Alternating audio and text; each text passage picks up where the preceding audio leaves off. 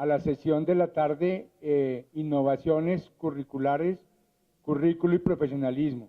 Esta es la mesa número 6 de este congreso y iniciamos con la presentación del doctor Hugo Cárdenas López, conocido por ustedes, él es decano de la Facultad de Medicina de la Universidad del Bosque. El doctor Cárdenas nos hablará sobre el desarrollo de autonomía e identidad profesional en el currículum de la Escuela Colombiana de Medicina. Doctor Hugo. Muchas gracias, doctor. En primer lugar, el agradecimiento a Scofame por el espacio y la posibilidad de comunicar a ustedes lo que nosotros venimos desarrollando. Tal vez señalar, en primer lugar, que nosotros somos una facultad de 36, 37 años, que tiene acreditación desde el año 98 y que en el último proceso de renovación, después de un proceso de autoevaluación, hemos avanzado en una adecuación curricular, que no es otra cosa que ganar consistencia y pertinencia en lo que estamos haciendo frente al proyecto educativo y lo que queremos desarrollar como logro al final de la formación de nuestros egresados.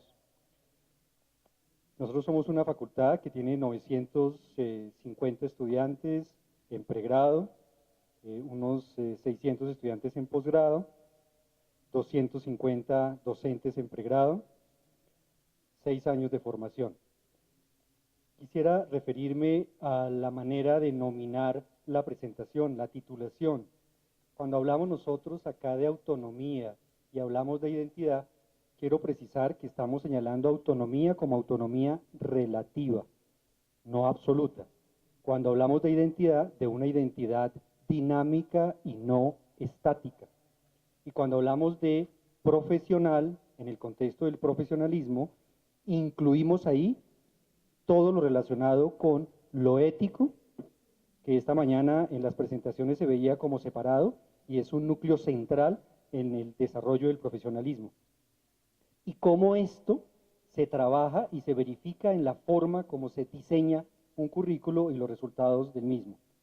Autonomía supone toma de decisiones, grados de libertad, y la identidad precisamente es lo que nos hace iguales en tanto vamos a ser futuros médicos, los que estamos formando ahí, pero también diferentes. Hay unas distinciones que son las que queremos señalar en la presentación. Muy bien. En primer lugar, señalar los presupuestos. Y estos presupuestos son los que han inspirado todo el proceso de adecuación curricular. Hemos definido un modelo pedagógico de manera explícita, que es el que ahí está señalado. El aprendizaje significativo, no me detendré en él, quiero referenciarlo para que ustedes lo puedan tener en cuenta. 2, la formación de ciudadanos, con esta característica que ya previamente anotaba. Nosotros sabemos que los estudiantes que llegan, los que tenemos nosotros, son estudiantes, y lo quiero nominar de esta manera porque pues, es la forma de perfilarlo, son estudiantes en su gran mayoría de estrato 3 y 4. Y eso marca unas condiciones, unas diferencias que nos ubican sobre el reconocimiento de qué estudiantes estamos refiriendo y cuál es el quehacer a lo largo de los 6 años de formación. Hay un elemento diferenciador muy importante en nosotros, que es el enfoque biopsicosocial y cultural. Este enfoque es estratégico, es uno de los elementos diferenciadores en el trabajo que nosotros desarrollamos con los estudiantes. No es sustancial, puede no estar y sin embargo las personas se pueden hacer médicos como sucede en otros programas. El cuarto elemento, la interdisciplinariedad, y en esto es fundamental destacar que el trabajo se hace con profesionales, que son los formadores, los profesores que provienen de las ciencias básicas, biomédicas, de las ciencias clínicas, de las ciencias sociales y de la salud pública. Y todo ello lo vamos a verificar un poco más adelante en el transcurso de la presentación. Y cuando hablamos de flexibilidad e integralidad, estamos pensando, 1, flexibilidad de pensamiento y de toma de decisiones. Y esa se logra en la manera como se diseña y se organiza el currículo en los distintos espacios, a propósito de esas relaciones entre lo explícito y lo implícito, lo que es evidente, lo que es oculto, sobre lo cual también rápidamente me referiré más adelante. Y cuando uno habla de integralidad, está refiriéndose a la manera como articulamos esta interdisciplinariedad, como articulamos los ejercicios de construcción de identidad y de desarrollo de autonomía a propósito de los diferentes componentes del currículo. Y cuando hablamos de la organización curricular, es fundamental este presupuesto. Si no trabajamos en red, el currículo no es vital. Claro, todos los currículos existen, se desarrollan, pero una manera de organizar y de darle vida, posibilidad, organización, adaptación, es precisamente este modelo de organización. Cuando nosotros hablamos del modelo curricular, ¿qué significado le estamos dando? Y lo decía antes, un diseño.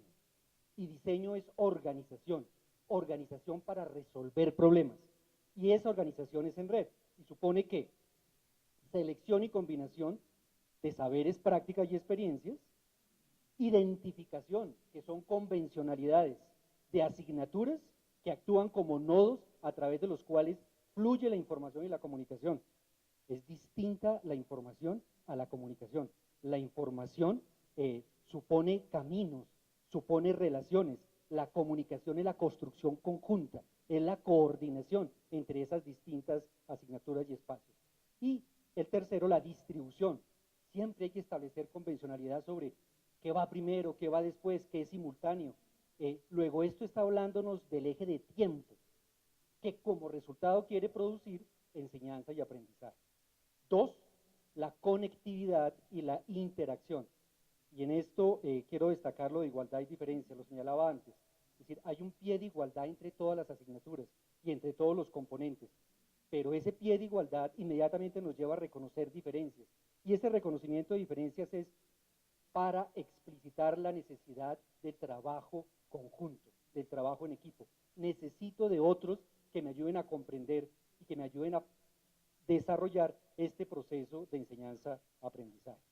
Tercero, el currículo es una red de acción y claramente lo planteamos en términos de cuáles son las razones y los motivos de la enseñanza, cuáles son los procesos y procedimientos, quiénes son los agentes de la acción, cuáles son los recursos, como elementos fundamentales en esta identificación. 4, insistimos, diseño es organización y ese diseño debe ser flexible y adaptativo a las acciones académicas, administrativas y a las prácticas pedagógicas.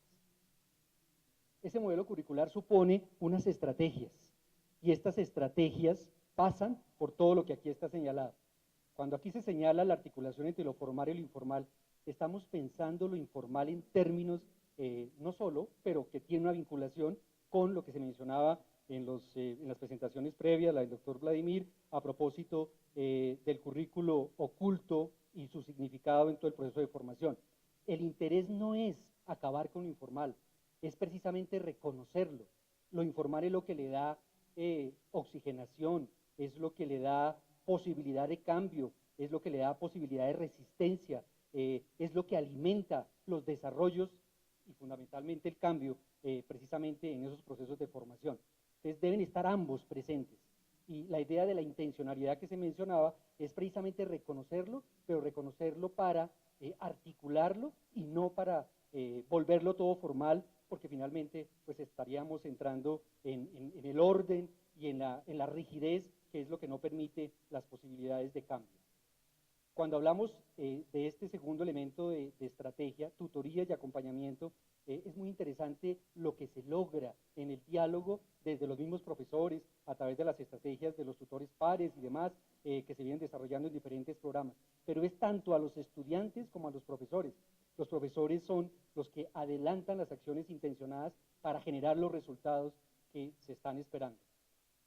Estos tres términos, discusión, conversación y diálogo.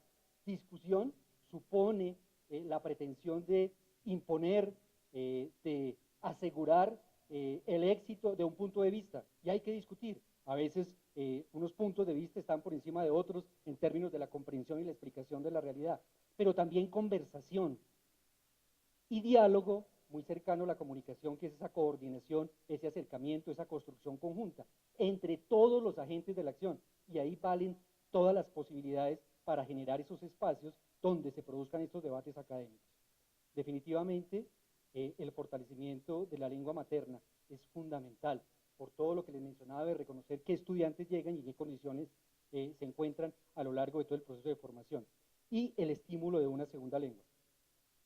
Este punto, esta estrategia de aprendizaje de distintos códigos está muy a tono con la sociedad de la información. Cuando hablamos de sociedad de la información, la diferenciamos de una sociedad globalizada. La lógica de la globalización es la lógica del mercado. La lógica de la información pasa por la lógica del mercado, pero no es solo ella. La de la información tiene que ver con el conocimiento, con la diversidad, con la heterogeneidad. Y entonces, si queremos generar mentes abiertas, que sean capaces de decidir, que tengan una capacidad adaptativa, pues deben aprender distintos códigos, y esos códigos se dan en distintas instancias, institucionales, organizacionales, grupales, y ese es el propósito en términos de estrategias. Aquí tenemos el perfil profesional, simplemente para destacar la formación del médico general. Sabemos que la formación de médico general en nuestro país tiene todas las preguntas que esta mañana se señalaban. Nosotros creemos que sí estamos formando profesionales con capacidad resolutiva, que tienen su autonomía restringida precisamente por los contextos donde opera el ejercicio de la práctica profesional. Insistimos en el trabajo del profesionalismo y con los elementos que ahí están considerados. Aquí está sugerido, cuando hablamos de la visión integral de la vida, toda esa estrategia del enfoque biopsicosocial y cultural. Tenemos un perfil ocupacional, y ese perfil ocupacional, en negrilla están resaltados los elementos que nos interesa mucho desarrollar. El reconocimiento de dimensiones de la vida humana, es decir, la multidimensionalidad de la vida humana, el trabajo en la competencia clínica, la conciencia de límites. Esto tiene que ver con la autonomía y con la identidad. Si yo tengo conciencia de límites, veo la necesidad de trabajar con otros. Si tengo conciencia de límites, puedo generar liderazgo y trabajo en equipo. La habilidad para leer necesidades, y esto es nuclear en el desarrollo de autonomía e identidad, en tanto desde la lectura de las necesidades yo puedo organizar respuestas adecuadas, pertinentes, locales a las necesidades de los pacientes y de las comunidades. Flexibilidad de pensamiento y acción, y esta flexibilidad se logra aprendiendo códigos y escuchando discursos de personas, profesores provenientes de diferentes disciplinas.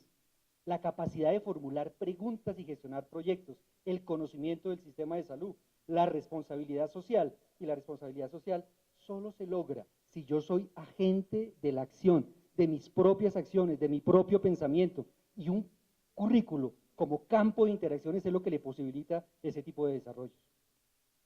Hemos definido nosotros desde ese modelo pedagógico 10 objetivos de aprendizaje, y todo el trabajo ha sido que podamos armonizar y ponernos de acuerdo todo el equipo de trabajo, docentes, administrativos, estudiantes, acerca de qué es lo que nosotros queremos lograr. El objetivo de aprendizaje es posibilidad, es potencialidad, y solo se actualiza cuando en el resultado logramos que se concrete el desarrollo de competencias. Y en esto ustedes van a ver con claridad que buscamos el desarrollo de un conocimiento útil, pero que el estudiante lo domine y lo sepa demostrar, relevante, pertinente, habilidades y destrezas. Y como ustedes ven, en todo el espectro, desde la salud hasta la enfermedad, desde ese enfoque biopsicosocial y cultural, trabajar sobre el cuidado médico en individuos y colectivos. 4, el trabajo en lectura, escritura y argumentación, en todos los sentidos y en los diferentes ámbitos. Las habilidades para la utilización de tecnologías de la información, comunicación y educación. Hace parte del aprendizaje de códigos y de inscribirse en todo el contexto de la sociedad de la información. Conciencia y capacidad de situar su práctica en los contextos que también suponen aprendizaje de nuevos códigos. Capacidad para reconocer diferencias culturales. Capacidad y compromiso para llevar acciones profesionales en términos del profesionalismo médico. La capacidad de búsqueda para la recolección, organización e interpretación crítica de la información. Y el pensamiento crítico y creativo hacia un conocimiento médico y la práctica profesional. Y esto se organiza de una manera acordada, convencional, en un currículo que tiene esta configuración. Tenemos 3 áreas simultáneas, psicosocial y humanidades, están a lo largo de los 12 semestres, un área comunitaria, un área biomédica, y tenemos 3 momentos, y esos 3 momentos, ustedes los van a ver ahora correlacionados con la tipología de competencias que hemos planteado. Y esos 3 momentos lo que quieren es que cada uno de ellos tenga un énfasis y sobre ese énfasis se recapitule al segundo y al tercer momento, con esa correlación entre la teoría y la práctica que está señalada en la presentación. Dado ello, entonces, hemos definido 3 competencias generales que están identificadas para cada ciclo académico. Primeros 2 años, tercer año de la carrera y tercero y cuarto y quinto año y el último año de la práctica clínica integral. Pero quiero destacar acá, en lo que hemos graficado, está la sociedad, es decir, un currículo dentro de un programa, casi que es un organismo vivo, está retroalimentándose, está modificándose, está generando nuevas convencionalidades, está generando nuevas metodologías, nuevas estrategias, precisamente por la documentación de información que tiene de la sociedad. Entonces queremos, desde el comienzo, pero el énfasis principal en los primeros 2 años, es que nuestro estudiante aprenda a pensar y actuar como científico. Y desde el inicio también, pero con un énfasis grande, desde el tercero, cuarto, quinto año y en el último año, pensar y actuar como clínico. Y el pensar y actuar como profesional comienza desde el primer día, primer semestre, pero se hace un mayor énfasis en el último año por todo lo que supone, y que todos conocemos, lo que es la práctica clínica integral o el internado. Y tenemos 6 competencias específicas, y ustedes ven que esto tiene aires de familia con todo lo que nos han presentado en la mañana, son convencionalidades, estamos conectados con la universalidad de lo que es la educación médica, pero nosotros los adecuamos a lo que estamos hablando de nuestro modelo pedagógico y cómo se lee al contexto particular de nuestro programa. Conocimientos fundamentales, habilidades clínicas, comunicativas, práctica basada en contextos, profesionalismo médico, habilidades investigativas. De acuerdo con ello, configuramos un plan de estudios y entendemos el plan de estudios, de nuevo, como acuerdo, convencionalidad, contenidos y actividades. Y hoy tenemos un plan de estudios con estas características, estamos en un proceso de transición, tiene 291 créditos, 75 asignaturas y tiene esta vigencia que está ahí señalada. De acuerdo con esto que acabo de mencionar, entonces, ¿en qué quedaría la identidad y la autonomía? Entonces pensamos la identidad en términos de proceso, en un campo, y ese campo de interacciones es el currículo, y ese currículo supone unas redes de significado. ¿Qué es lo que hace? ¿Qué es lo que logra? Estudiantes conscientes de sus posibilidades y sus límites, que produce sentido acerca de lo que hace y de lo que será hacia el futuro su práctica profesional. 2, autonomía, decíamos, toma de decisiones, grados de libertad, estudiantes como agentes de la acción que construyen sus propias acciones y responden por ellas. Por tanto, una identidad dinámica y una autonomía relativa que proyecta futuros. Lo que de alguna manera está produciendo es el robustecimiento de la institución médica. En últimas, configura un yo, que son yoes en cada uno de los estudiantes en términos de las posibilidades que tienen hacia el futuro, pero fundamentalmente ese yo se inscribe en un nosotros, y ese nosotros es el nosotros institucional. En este sentido, defendemos, trabajamos hacia el futuro por el desarrollo de la institución médica, y que esta institución médica, frente a las amenazas, adversidades del contexto donde hoy tenemos lugar para el ejercicio de la práctica profesional, no perdamos el carácter de profesión y seamos impelidos y llevados al desarrollo de un oficio como no creemos que deba ser. Muchas gracias. Muchas gracias, doctor Cárdenas, por compartirnos su currículo, por la claridad de su exposición y por el respeto del tiempo. Seguimos con el doctor Alberto Amaya, afanador, que nos hablará sobre el desarrollo de competencias comunicativas a través de la simulación clínica como parte de la formación en profesionalismo. El doctor Amaya es el director del Centro de Simulación Clínica de la Pontificia Universidad Javeriana, coordinador de semiología de la misma universidad y es presidente de la Asociación Latinoamericana de Simulación. Doctor Alberto.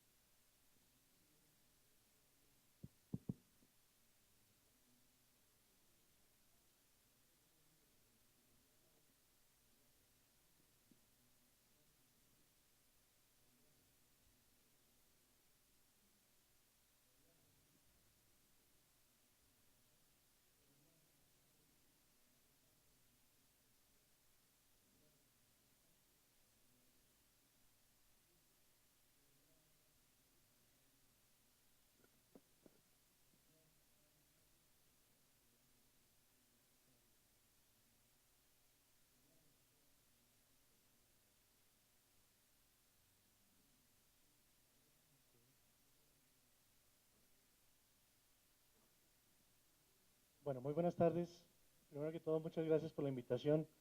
Es un placer volver a estar aquí compartiendo una experiencia importante que tenemos en la parte de simulación clínica. Y bueno, es un tema que realmente me pareció muy interesante y es algo tan actual o tan en boga como es la simulación clínica. ¿Desde qué punto de vista aporta a este tema fundamental del profesionalismo? Tuve la fortuna de contar con un apoyo de un docente, que ahora lo voy a mencionar, quien tiene una orientación muy importante en esta parte de bioética, profesionalismo, y voy a tener como base ese apoyo de este compañero de trabajo. Lo primero es volver atrás y pensar qué es lo que se entiende inicialmente por profesional en el lenguaje popular. Muchas veces el profesional es aquella persona que está especializada en un oficio, y por ejemplo el hecho de ser herrero, y lo hace muy bien, entonces no, es que él es herrero profesional. A veces por jugar fútbol, entonces es un futbolista profesional, por el hecho de hacerlo de una manera como oficio bien realizado. A veces es excluyente desde el punto de vista gremial y se entiende como los profesionales el gremio de los taxistas, y son profesionales de eso. Se entiende en el lenguaje popular como un criterio de calidad al profesional que lo hace de una manera muy bien elaborada. Por ejemplo, un pintor. Un pintor es un profesional, es una persona. Entonces viene esa ambivalencia entre el profesionalismo que es y qué es realmente ser profesional y qué es formar como profesional. Con esto vemos que este tipo de acciones, como es el pintar bien, el tener algo de precisión en su actitud laboral y técnica que tiene el relojero, también es considerado como profesional. Ante esa duda del profesionalismo, ¿de dónde viene? Es como un caucho, es como cuando he hablado a veces la parte de competencias, todos hablamos de competencias, pero ¿qué es la competencia? Que era una charla que de pronto di en otra ocasión, a diferencia de la habilidad y destreza. En este caso, creo que debemos volver a las raíces. ¿Y quién más que los griegos, que fueron los que comenzaron este análisis acerca de quién era el artesano, el profesional, el labriego y por qué el médico tenía una distinción específica dentro de su quehacer? Espero no aburrirlos en esta parte inicial, pero para mí fue un pilar fundamental de la esencia de lo que debemos hablar acerca del profesionalismo, y ya finalmente veremos cómo la simulación clínica de pronto aporta alguno de estos puntos. El profesor Efraín Méndez Castillo, profesor de bioética en la universidad, hizo una investigación y quiero honrar ese trabajo que él hizo, que fue retomar las bases de esta medicina griega clásica y ir al fondo a buscar cuál era la relación que había en la noción de profesión, profesionalismo en la medicina hipocrática. Y toma a todos los griegos y la parte de inicio de ese análisis del profesionalismo, y creo que es muy al día lo que él habla acerca del profesionalismo. Entonces tomó discursos acerca del etos médico. El etos entendido como aquello que moralmente es aceptado desde el punto de vista social. Y hay una división muy bonita que hace Adela Cortina, en la cual habla de una moral vivida y una moral pensada. La moral vivida es la que aceptamos socialmente y lo damos por hecho que eso es bueno o es malo porque lo vemos y es aceptado por la sociedad. Eso es una forma de transmisión de ese profesionalismo en medicina y que es aceptado dentro del gremio médico como bueno o malo. Pero el hecho de pensar en por qué eso bueno es bueno y el por qué eso malo es malo es lo que nos hace ya hablar de una moral pensada o de la ética.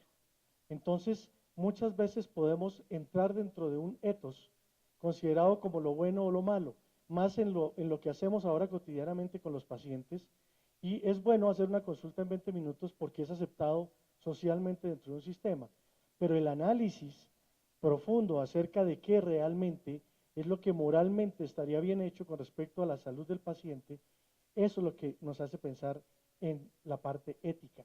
Entonces, no siempre el estar pendientes de cómo tenemos un discurso de un etos médico dentro de un sistema, no siempre nos va a llevar a hacer las cosas bien o mal. Solo cuando hacemos el análisis de eso bien y de eso mal es que posiblemente llegamos a esta moral pensada que es la ética. Desde Hipócrates comienza ese análisis tan profundo del profesionalismo y hace un análisis de toda esa medicina antigua y los diálogos de Platón que hace con Gorgias y Protágoras, y es así como vemos, por ejemplo, que Pellegrino saca del vocablo latino profiteor lo que es el profesional, y el profesional era el que se declaraba frente al pueblo como una persona idónea y era reconocida por su labor como un profesional. Y ese fue el inicio de dar ese rasgo de profesional a un oficio con un compromiso social. Por eso tan de la mano con lo que acaba de hablar el doctor, y es la actitud que tiene el médico y la responsabilidad frente a la sociedad y el reconocimiento que le da la sociedad por su actitud frente al problema de salud. Entonces, si no existe ese reconocimiento por la calidad de formación, posiblemente no estamos formando bien ese profesionalismo. De igual manera, el reconocimiento era por medio de una profesión eficaz, venía de ser un demiurgo, lo que denominaban en el vocablo griego, pero era un profesional que trabajaba en la sociedad, pero no solamente con una actitud artesanal, sino además con una parte de tecné, de ciencia, lo que era la parte de ciencia. Y de aquí nace la parte del arte y la ciencia como conjugación. Entonces decía, este médico no solamente hace el oficio, sino que además tiene una ciencia, pero ¿qué es lo que lo distingue de los demás? ¿Qué es ese profesionalismo? Muy bien, en el sentido hipocrático, es más que un simple curador, lo que se denominaba el iatros en el epos homérico, y más que un artesano experto en la parte técnica o científica, o es un simple trabajador público. Es todo esto lo que lo lleva a pensar en una formación profesional. Y lo distinguía del curador, porque tenía además esta parte de arte, la ciencia, y trabajaba para la sociedad. Y todo esto son componentes fundamentales del profesionalismo. Es así como defiende desde el punto de vista hipocrático la autonomía epistemológica que tiene la medicina. Y es cuando habla de que la medicina es algo que requiere de una ciencia especial, de un arte especial y una responsabilidad social. Ese es el profesionalismo, que le da un toque diferente a un oficio y no tiene la característica simplemente de ser un técnico. Fue como se hizo un tratado, un nomos, denominado como lomos, que era la ley, y está claramente desde Hipócrates descrito cómo se debe formar al médico en sus etapas de formación y la pertinencia que hay de esa formación en cada momento, para que no se forme en ese profesionalismo a destiempo, sino en el momento adecuado para hacerlo. Se retomaron algunos rasgos de profesionalismo y se reúnen todos estos en rasgos dados hacia la persona, hacia el momento, hacia la actividad, y lo he querido resumir acá. Me llevé la sorpresa muy grande al ver cómo desde la época hipocrática se hablaba de un tratado sobre la decencia que debe tener el médico. Y hay un tratado sobre la decencia, y eso forma parte de ese profesionalismo descrito desde esa época. Un tratado sobre el médico y su comportamiento y su actitud desde lo psicológico y lo moral, qué debe estar dentro de ese etos médico aceptado y al mismo tiempo qué debe entrar dentro del estudio y el análisis de ese etos para saber qué era lo bueno y lo malo. El Tratado en Gorgias de Platón, esto me llamó muchísimo la atención. Él habla de que el resultado práctico de un conocimiento técnico se expresa cuando quien habla de esto apropia como regla de vida eso. Me explico. Cuando el médico habla de que no debe fumar el paciente, se supone que él debe no fumar para poder apropiarse de lo que está transmitiendo y eso forma parte del profesionalismo. Cuando él asume una actitud de vida frente a lo que está enseñando. Y eso si lo traducimos a la docencia, el médico no puede estar enseñando cosas que no haga con su actitud, con su quehacer. Entonces es fundamental ser un reflejo de lo que usted quiere formar para poder hablar de que estamos transmitiendo un profesionalismo. Con respecto a la condición material, es increíble ver, había un tratado sobre el dispensario y él decía, en medicina no se puede hacer en cualquier lugar ni de cualquier modo. El poderle enseñar a un estudiante el respeto hacia el paciente, el darle comodidad, el darle confianza para hablar en un espacio que haya intimidad, eso forma parte del profesionalismo. No en cualquier sitio váyame contando en el ascensor dónde le duele y qué voy a hacer. Eso se ha perdido también y eso es parte de ese profesionalismo y debemos trabajarlo de esa manera. Desde el punto de vista del arte mismo, obviamente no puede haber profesionalismo si no hacemos un énfasis en el saber. Y tiene que ser una persona con un gran conocimiento. Por lo tanto, el fortalecer el conocimiento en medicina es parte de la ciencia y debe ser considerada una verdadera ciencia cuando tiene un saber. Pero ¿qué más lo distinguía de lo demás? Porque otros tenían saberes en diferentes oficios, pero cuando vieron esto, en el Tratado de Preceptos, por ejemplo, encontraron que era que el médico tenía un método definido, y ese método como exigencia de verdadero arte. Entonces era un método inductivo en este tratado que hacían, en el cual veían que el médico tenía una arquitectura teórica potente, con un carácter aproximativo y crítico. Cuando yo soy muy fuerte en esa estructura teórica, puedo hacer procesos de inducción, de deducción, y soy crítico conmigo mismo y con la ciencia. Y eso lo logro a través de ese entrenamiento y esa práctica que estoy haciendo basado en una buena formación teórica o en una buena arquitectura. Formar en profesionalismo entonces implica tener una buena estructura teórica para volverme crítico y ser crítico con la ciencia y transformarla. El profesionalismo relativo al arte mismo, en el Tratado sobre la Ciencia Médica, dice: la inexactitud que puede darse en algunos casos no descalifica el saber, ya que la medida de su legitimidad está en entender que solo el uso del razonamiento y el método correcto produce eficacia práctica y conocimiento de la naturaleza humana. ¿Por qué enfatizo esto? El razonamiento, las prácticas que hagamos para que el estudiante mejore su razonamiento y el método correcto del diagnóstico, del pronóstico, forman parte del profesionalismo.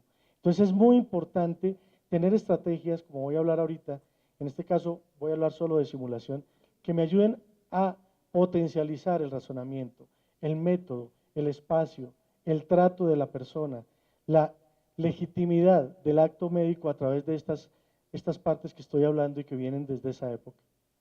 Relativo al arte mismo, reducir el campo de la incertidumbre, dando paso al antidogmatismo y el carácter crítico del profesional.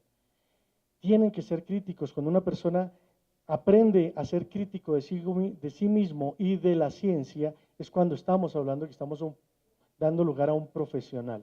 La persona que no es crítica y no es capaz de transformar y hacer esto, es una persona que hace un oficio, que es un técnico, pero no es profesional.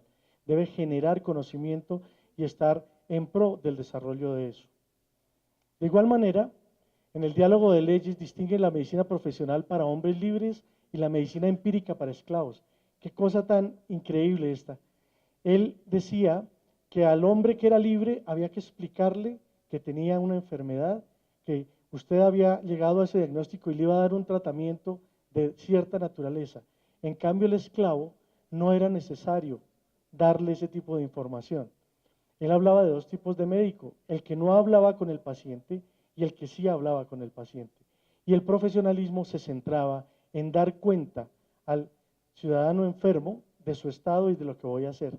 Y fíjese que esta es la base del desarrollo de algo fundamental, que es la comunicación. Por lo tanto, hablar de formación en profesionalismo es hablar de estrategias que mejoren la comunicación, porque eso es parte del profesionalismo. ¿Hasta qué punto estamos perdiendo esto en la actualidad?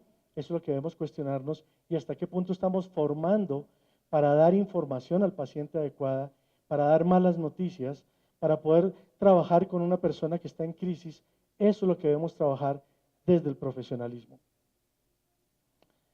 Contraste en la actualidad. Es increíble que mientras se habla de hablar con el paciente, de dar todo esto, contrasta en la actualidad con un concepto de profesionalismo que favorece el carácter esotérico del saber, el cual es avalado entre pares y solamente es consultado al paciente para realizarle un procedimiento. O sea, el paciente no cuenta en esto. Es entre pares que hablamos qué le vamos a hacer, qué pensamos, qué es lo que él no cuenta en eso, y solamente le pedimos autorización para el procedimiento. Esto es para plantearlo y cuestionarlo si estamos realmente formando con profesionalismo, siendo que no contamos muchas veces con el paciente como parte del proceso. Desde la mirada de Platón y el diálogo de Protágoras veíamos dos formas de adquirir conocimiento. Una, que era la de hacerse culto por el hecho de aprender la medicina. Y la otra era del que aprendía la medicina para educarse y ser un médico profesional, es decir, que tenga un reconocimiento por parte del paciente y de la sociedad.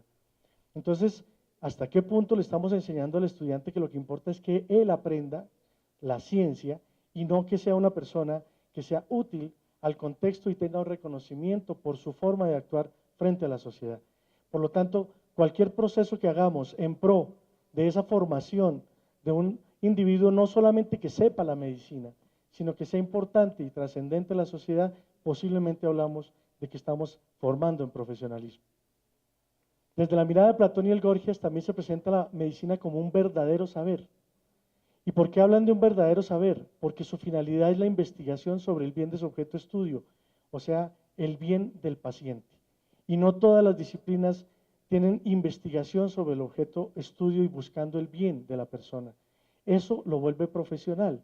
Cuando hay una actitud investigativa y un deseo de bien hacia las personas, estoy hablando de que estoy formando profesionalismo. Entonces, es así como hablamos de una verdadera ciencia, cuando intrínsecamente tiene metido dentro de ese proceso de investigación la parte ética. Y ya vimos cómo la ética es el análisis acerca de lo que realmente es bueno de lo bueno y lo malo de lo malo, y no actuar simplemente con un ethos que muchas veces está regulado por un sistema. Con base en esto, profesional no es solamente el que pasa por las escalas de una universidad, agradezco esta foto, la tomé en la Universidad de Antioquia, no es solamente esa persona que pretende que yendo a la universidad tenemos un hacha para llegar a este personaje de esta forma y tener que volverlo de esta otra.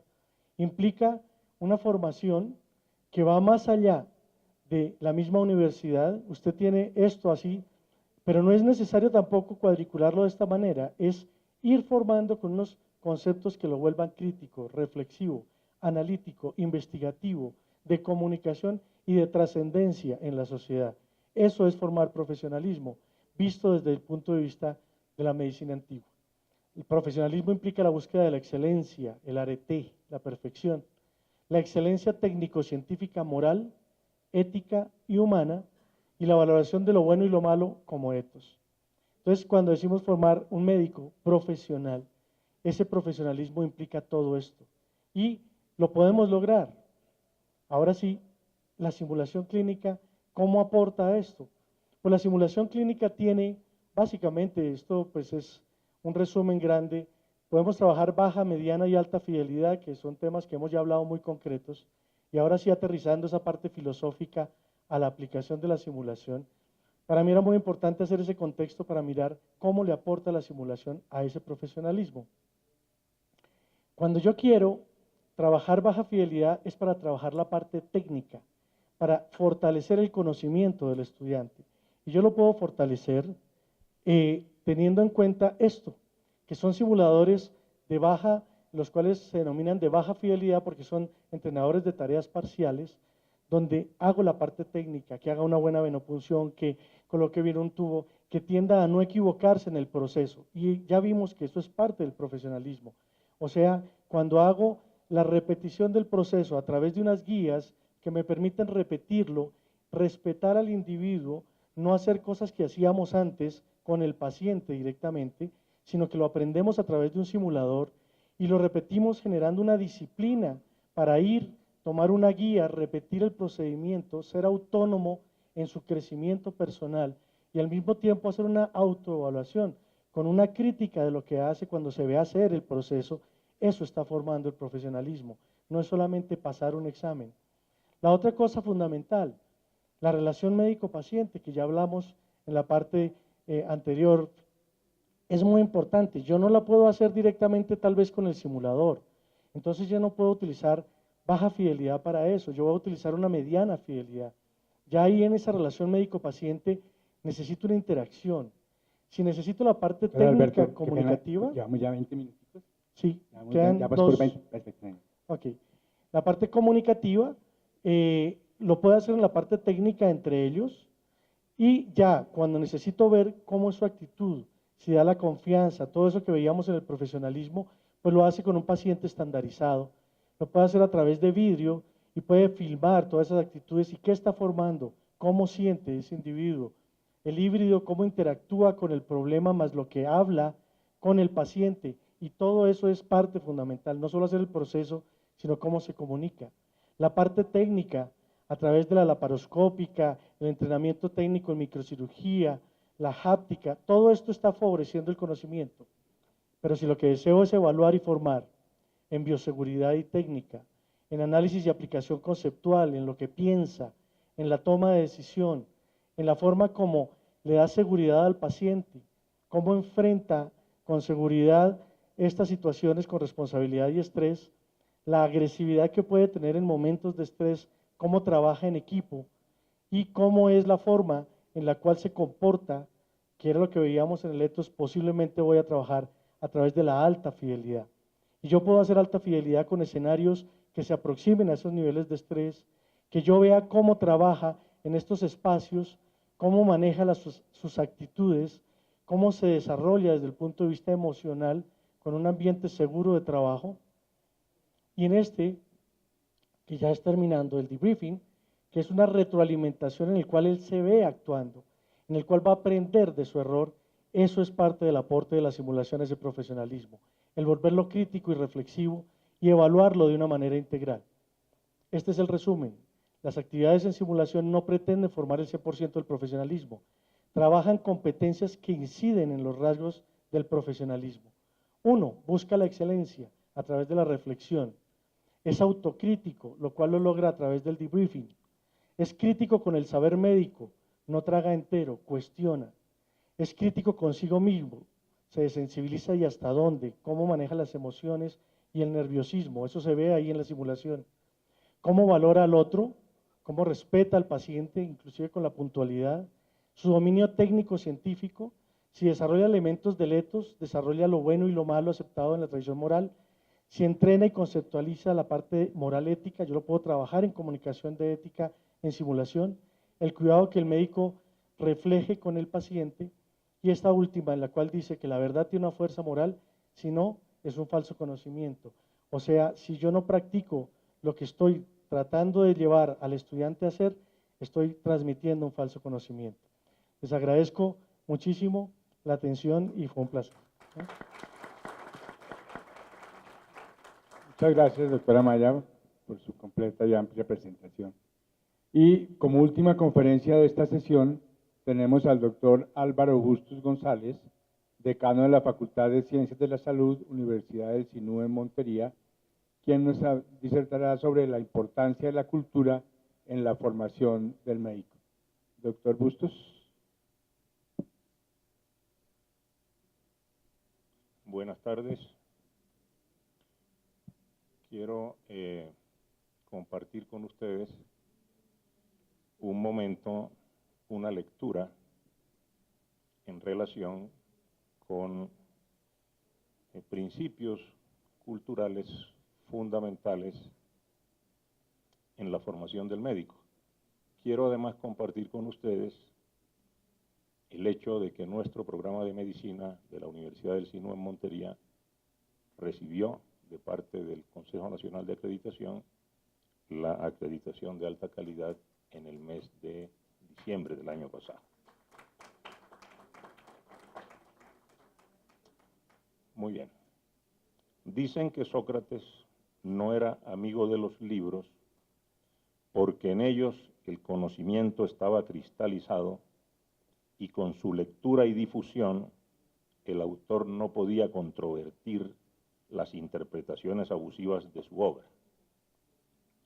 Su defensa de la conversación o de la discusión verbal ponía de presente que al intercambiar puntos de vista se abría la puerta de la creatividad y que por tanto la posibilidad de hallar la verdad entre varios era más segura, puesto que la inteligencia se reproduce mejor a través del habla viva que de la letra muerta. De hecho, Sócrates no dejó nada escrito. Sus pensamientos los recogió Platón en sus famosos diálogos, pero de su catadura ética quedó como testimonio el episodio en el que, luego de tomar la cicuta que le impusieron por no aceptar a los dioses atenienses y andar corrompiendo a los menores, le dijo a Critón: le debemos un gallo a Asclepio así que págaselo y no lo descuides. Estas alusiones a Sócrates nos ponen en el sitio exacto para hablar del médico y la cultura de nuestro tiempo. El médico, si en realidad aspira a tener una visión integral del mundo y de la condición humana, si lo que busca es una mayor lucidez y respetabilidad para sus actos, debe ser una persona honrada, consciente de todo lo que ignora. Nuestra profesión no es por sí misma una fuente de conocimientos universales. Lo que sí debe ser la medicina, hoy más que nunca, es un humanismo, entendido como una actitud solidaria y compasiva con el enfermo que sufre y le tiene miedo a la muerte, con prescindencia del egoísmo y la arrogancia que a menudo caracterizan al gremio de los galenos. Si no se tienen ideas sobre lo que hicieron los médicos del pasado, por ejemplo, no vamos a comprender a qué se deben las mudanzas de nuestros paradigmas. Si desconocemos la importancia de las humanidades, asimiladas estas a las bellas artes y a las bellas letras, y al amor por la sabiduría clásica, jamás adquiriremos la sensibilidad suficiente para entender los entresijos del dolor humano y la grandeza inmanente de la vida, si no estamos enterados, al menos con una mirada curiosa, de las corrientes del pensamiento filosófico, y si no somos capaces de entender los fundamentos lógicos y objetivos del método científico, andaremos con una venda en los ojos sin haber interpretado correctamente los avances de la ciencia. Pero ahí no terminan nuestros riesgos. La ausencia de una formación bioética le impedirá al médico separar lo técnicamente posible de lo moralmente válido, y así no tendremos límites en la solicitud de pruebas diagnósticas ni en la formulación de medicamentos costosos, los cuales muchas veces son inútiles. El abuso de la tecnología no significa cultura. Si el médico no es capaz de autorregular sus decisiones a partir de claras nociones científicas y humanísticas, si se deja llevar por la novedad como si esta fuera una panacea, siempre será una marioneta en manos de inconfesables intereses industriales y su trabajo profesional se verá invariablemente empañado por la rutina mental y la falta de actitudes críticas. La palabra cultura tiene muchas acepciones. Algunos la toman como algo que refleja buenas maneras. Otros la vinculan con todo aquello que no está en la naturaleza y que es hechura del hombre. Sin entrar en detalles, aquí estamos hablando de una cultura de tipo intelectual, una cultura que ayuda a pensar y a tener una mayor sensibilidad. Si algo es notorio hoy en los estudiantes de medicina es su dificultad cognitiva, su incapacidad para la deducción y el razonamiento, para relacionar conceptos dispares en apariencia y su dramática pobreza ortográfica. Y todo esto es consecuencia de la falta de lecturas. La saturación de informaciones breves a que se han acostumbrado, la facilidad técnica para obtener datos y cifras, en nada han estimulado a los jóvenes a concebir su formación académica como algo que amerita un esfuerzo sostenido, enorme, que pone en juego al mismo tiempo la vocación y el talento. La memoria, inclusive, se está perdiendo para lo fundamental. Lo que prevalece es el recuerdo a flor de piel de lo accesorio, de lo trivial. Ni la memoria voluntaria, ni aquella que se considera subordinada a las impresiones fuertes que dejan una huella en el alma, lucen ahora sus mejores galas. Perdida la memoria como un cimiento de las viejas sabidurías y derrotada la capacidad de análisis por las formulaciones livianas que parecen compendiarlo todo de manera mecánica e irreflexiva, el estudiante de medicina actual deambula entre la futilidad y el desconcierto. La enseñanza de la medicina se convirtió, por los vacíos que arrastra una pobre escolaridad, salvo notables excepciones, en un escenario de fracasos y abandonos. Y quizá no haya una mejor forma de enderezar el rumbo que volviendo a los valores inmutables que confiere la adquisición de una cultura: escepticismo, habilidad para la argumentación razonada, sentido de la responsabilidad, altruismo y búsqueda de la excelencia. Si los valores del médico se circunscriben a lo prosaico, a cultivar unas destrezas sin más, a pensar en el dinero como un fin en sí mismo, su existencia no tendrá contenidos que valgan la pena. Solo empinándose por encima de la vulgaridad para reconocer lo que es bello y justo en la vida, se puede alcanzar la dimensión de la cultura en su connotación humanística, lo que implica la comprensión del hombre en sus ambiciones y miserias, en sus alegrías y tristezas, a partir de unas leyes que, suponemos, son las que rigen nuestro mundo interior. El médico no puede prescindir del espíritu, es decir, del arte, es decir, de la poesía. La vida es una sombra que siempre va detrás de la muerte. Todos vamos a morir y la mayoría vamos a sucumbir al olvido. Nuestro trabajo no consiste en enfrentarnos vanamente a la muerte, sino en ofrecerle alternativas saludables a la vida. En ese trance, tantas veces fallido por la misma fragilidad de la existencia, a los médicos, expertos en lo transitorio, nos queda la opción de lo perdurable, y eso solo podemos encontrarlo en la belleza del arte, que está repartida entre el lenguaje de los labios y el de las palabras, en el de los sonidos y el de los colores. ¿Quién no se siente un poco mejor después de leer a Shakespeare, de oír las sinfonías de Beethoven o de ver las pinturas y esculturas de Miguel Ángel? ¿Qué importancia tendrían estas cosas para un joven profesional bien preparado si sus destrezas médicas ya han sido verificadas por sus maestros y por la comunidad académica? Que sea don Gregorio Marañón quien lo responda. Abro comillas. Un hombre de ciencia que solo es hombre de ciencia, como un profesional que solo conoce su profesión, puede ser infinitamente útil en su disciplina, pero si no tiene ideas generales más allá de su disciplina, se convertirá irremisiblemente en un monstruo de engreimiento y de susceptibilidad. Creerá que su obra es el centro del universo y perderá el contacto generoso con la verdad ajena y más aún con el ajeno error, que es el que más enseña si lo sabemos acoger con gesto de humanidad. Como esas máquinas perforadoras que tienen que trabajar bajo un chorro de agua fría para no arder e inutilizarse, el pensamiento humano, localizado en una actividad única, por noble que esa actividad sea, acaba abrazándose en vanidad y petulancia. Y para que no ocurra así, ha de menester el alivio de una vena permanente de fresca preocupación universal.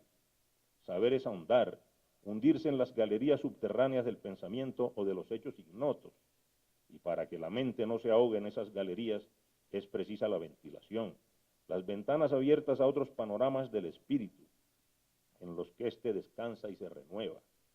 Por eso no hay un hombre de ciencia eminente que no se haya asomado por instinto a otras actividades, y es muy común que sean las artísticas, y no, como se cree, porque sean contrarias a las investigaciones, sino precisamente por lo que tienen en común. No se puede caminar en dos direcciones distintas, pero la gracia de la vida es poder ir a donde tiene que irse por diferentes caminos, y por la ciencia, como por el arte, se va al mismo sitio, a la verdad. Además, lo que importa es el camino. El camino es el que hace entretenidos los días y gratas las noches. El fin es siempre un sueño, y quizá el verdadero fin es nunca llegar. Muchas gracias.